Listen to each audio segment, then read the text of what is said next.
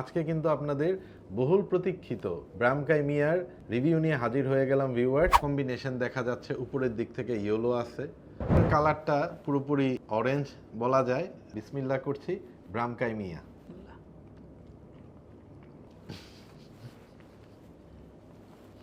আমি কিছু বলার আগে আমি চাই আরেফিন বলুক আসলে টেস্টটা কেমন। আমার টেস্ট করা প্রথম 12 মাসি ব্রামকাই মিয়া। এটার যে স্বাদ, যে সুন্দর অ্যারোমা, মনে হচ্ছে যে আমরা সিজনের হিমসাগর আম খাচ্ছি। এতটা রসালো, সফট, মিষ্টি। মারাত্মক একটা টেস্টি এবং সুইট যে একটা স্বাদ।